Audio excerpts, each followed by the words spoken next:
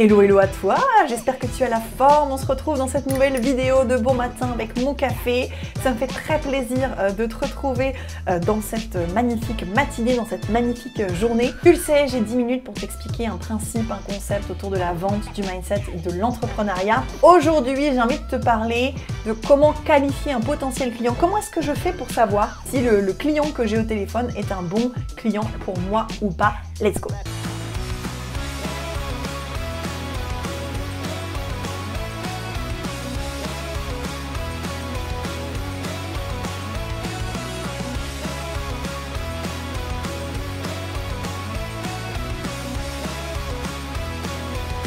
Alors c'est difficile, déjà la première chose, c'est difficile de répondre à cette question en maximum 10 minutes, donc je vais t'expliquer les grands principes, en sachant que le détail, on le voit effectivement dans nos formations. Il y a deux catégories. Il y a les clients avec qui il faut surtout pas commencer à bosser, et ceux avec qui tu peux commencer à bosser, mais il va falloir que tu apprennes à savoir ce que tu veux et ce que tu veux pas. Donc on va commencer par ceux avec qui tu dois absolument pas bosser. Tu ne dois pas bosser avec des entrepreneurs qui viennent tout juste de lancer leur offre, ou qui l'ont lancé il y a peut-être 3 ou 6 mois, mais qui ne se vendent pas. Il y a beaucoup d'entrepreneurs qui pensent à tort qu'ils ne sont pas doués en vente, donc ils vont déléguer cette partie le plus vite possible.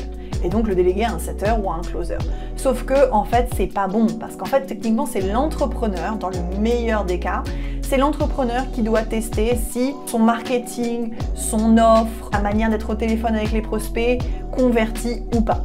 Il n'y a rien de pire pour un setter ou pour un closer d'être en contrat avec un entrepreneur qui soit n'a jamais encore vendu son offre, soit galère vraiment à la vendre, parce que qu'est-ce qui va se passer? Le mec, il va te mettre une pression de malade pour que toi tu vendes. Mais en fait, si ça se trouve, tu essayes de vendre un truc qui de base n'est pas possible d'être vendu. Tu vois, l'offre est pas assez sexy, le marketing est mal fait, les publicités aussi, t'as pas le bon avatar au téléphone, peut-être que les publicités sont mal targetées, il y a le mauvais avatar qui vient avec toi au téléphone. Et tu vois ce que je veux dire, c'est que bien souvent, ce qui se passe, c'est qu'en fait, le closer qui est dans cette situation-là, il va se dire « c'est moi le problème », alors que si ça se trouve, ça vient des tunnels de vente, du marketing, des publicités, etc., etc. Donc, je te déconseille de bosser avec ce genre d'entrepreneur. Tu peux très bien avoir une nouvelle offre à closer ou à setter d'un entrepreneur qui a déjà créé des offres. Exemple très simple, Closer Evolution, historiquement, on a créé l'organisme de formation avec la formation en closing. Plus tard, a rejoint la formation en entrepreneuriat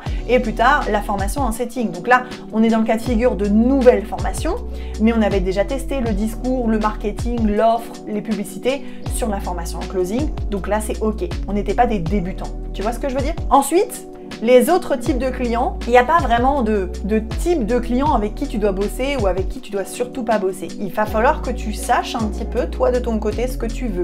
J'ai envie de bosser avec un client qui fait peut-être 5 ou 6 ventes par mois tout seul, dans lequel je serais le seul closer et dans lequel on bosserait vraiment seulement en one-to-one lui et moi, ou est-ce que j'ai envie de rejoindre un écosystème beaucoup plus travaillé qui fait plutôt 50, 100 000 euros de chiffre d'affaires par mois, dans lequel il y a peut-être 1 ou 2 autres closers, mais je reste quand même relativement indépendant, ou est-ce que j'ai envie de travailler dans une grosse structure qui fait plutôt 100, 300, 400, 500 000 au mois, dans lequel on est beaucoup plus structuré, dans lequel il y a des coachings, dans lequel il y a des morning huddle, il y a du management, il y a peut-être un sales manager qui va me gérer, etc., etc. Tu vois ce que je veux dire? Après, il n'y a pas de bon ou de mauvais client.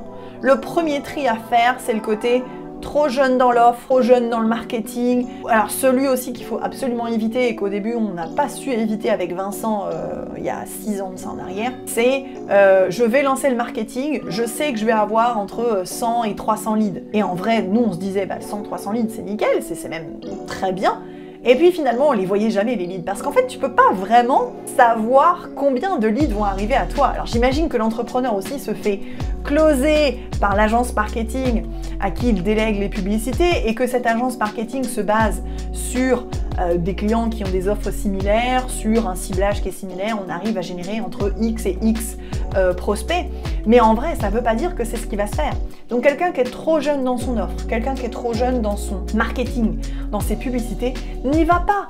Laisse l'entrepreneur se tester tout ça, et au bout de 3, 6 mois, une fois qu'il a eu les bons résultats, travaille avec lui. Mais tu ne devrais pas être au front dans ce genre de cas de figure. Et puis ensuite, tous les autres clients, il va falloir effectivement que tu sois au fait. Et puis, tu peux ne pas savoir au début, mais Julie, je ne sais pas si je veux travailler avec un entrepreneur qui fait un peu de chiffres, mais dans lequel je serai tout seul, un entrepreneur qui fait plus de chiffres, dans lequel on est 2 ou 3, et un entrepreneur qui fait beaucoup de chiffres. Moi, je dis teste, et puis tu affineras au fur et à mesure ce que tu veux et ce que tu ne veux pas. Tu sais, quand tu commences un contrat, sauf si le contrat est mal rédigé, tu n'es pas piégé point lié avec cette entreprise. Tu as un délai de rétractation, tu as un délai de prévenance pour terminer le contrat, tu as quand même des portes de sortie, tout comme lui, il a aussi des portes de sortie pour ne plus potentiellement bosser avec toi. Donc moi je dis, laisse-toi guider, vois, prends des opportunités, vois ce qui te convient et ce qui ne te convient pas, mais ne le prends pas comme un échec, il faut le prendre comme une expérience. Ok, j'ai testé la très grosse structure, ce n'est pas pour moi pour X, Y, Z raison, donc je vais essayer de trouver un client dans une plus petite structure. J'espère que cette vidéo t'a plu, tu sais où me trouver dans les commentaires si jamais tu as des questions, et je te dis à très bientôt.